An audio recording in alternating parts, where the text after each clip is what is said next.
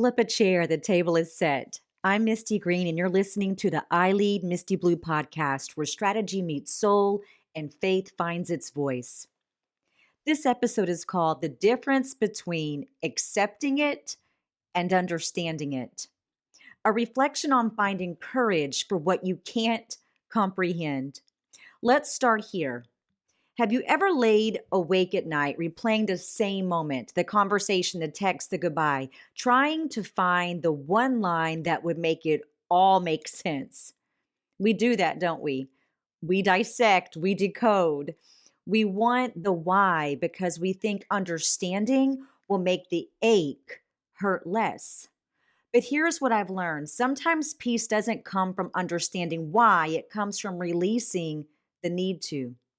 When you stop chasing explanation and start resting in acceptance, something beautiful happens. You breathe again, your shoulders drop, your heart stops arguing with your reality, and maybe, just maybe that's where the healing begins. To understand something is to want to manage it. It's the analytical side of our humanity. We line up facts, we inspect motives, and we map out cause and effect. We think, if I can understand it, I can control it next time. But acceptance, that's different.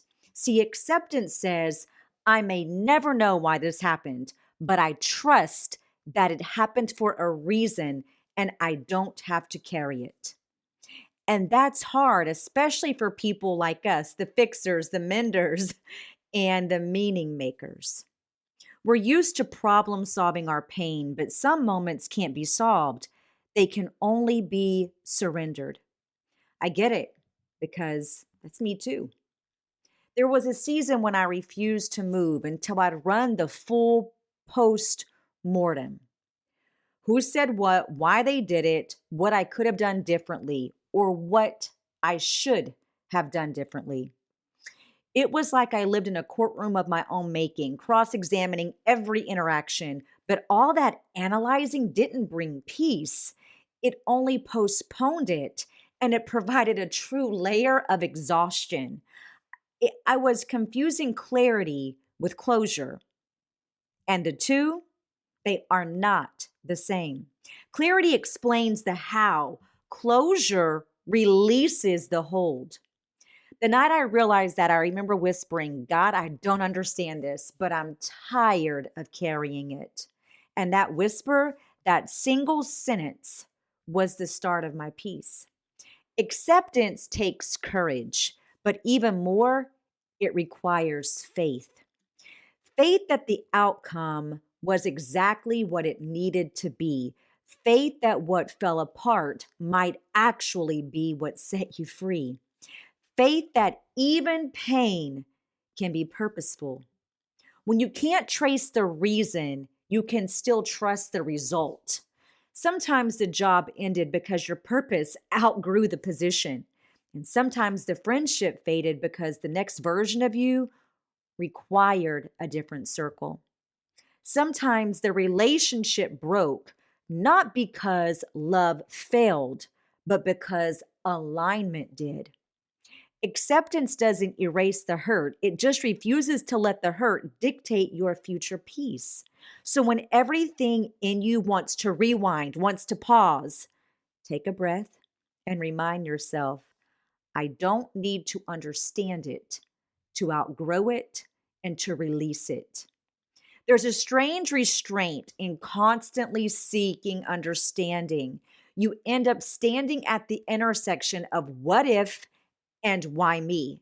You pitch a tent in a place that God only asked you to pass through.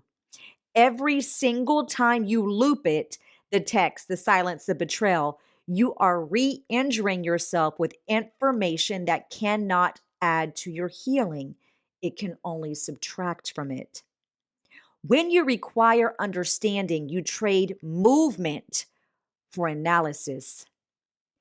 But healing lives in motion. Understanding is optional. Obedience is essential. The mind loves to replay what the heart already knows. It's over. It's done. It's finished. And that's okay, because finished doesn't mean failed. Acceptance isn't surrender, it's release. It's saying this no longer belongs on my desk. It's sliding the file across the table and telling God, you can handle this far better than I can. When you accept something, you reclaim your energy. You stop negotiating with reality and start investing in what's next. Let me say that again. When you stop negotiating with what's behind you, you finally have the strength to walk into what's ahead of you.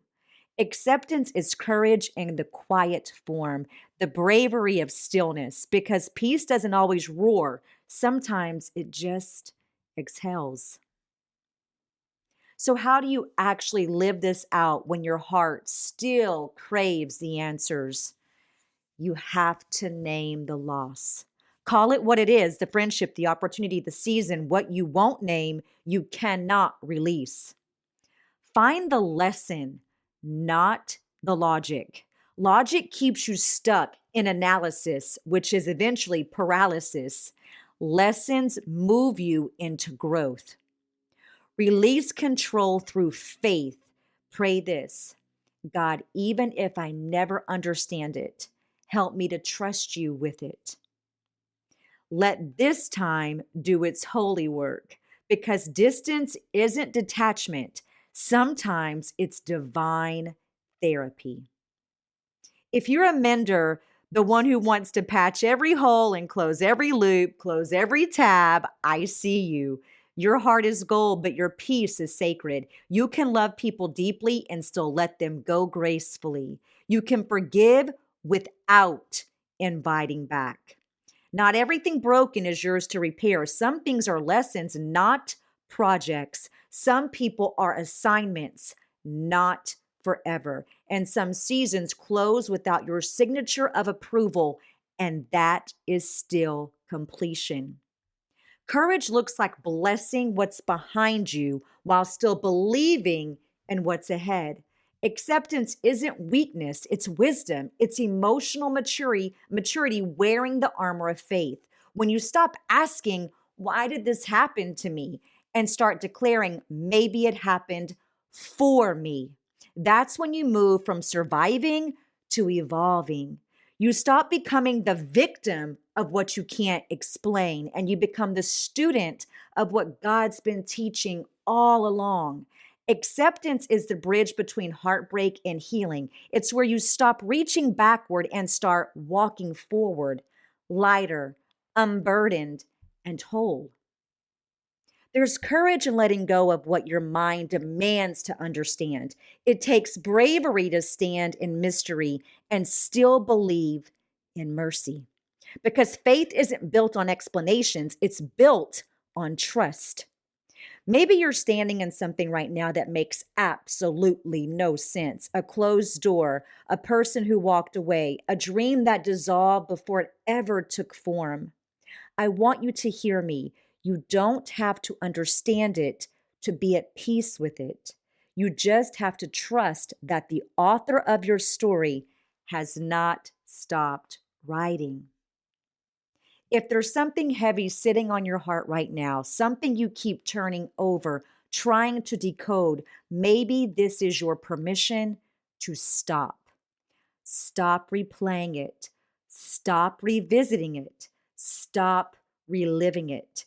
Accept it, release it, let God handle what you cannot. Because peace isn't the product of understanding, peace is the practice of acceptance.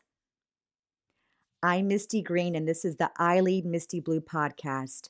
Pull up a chair. The table is set for grace, for growth, and for the courage to let go.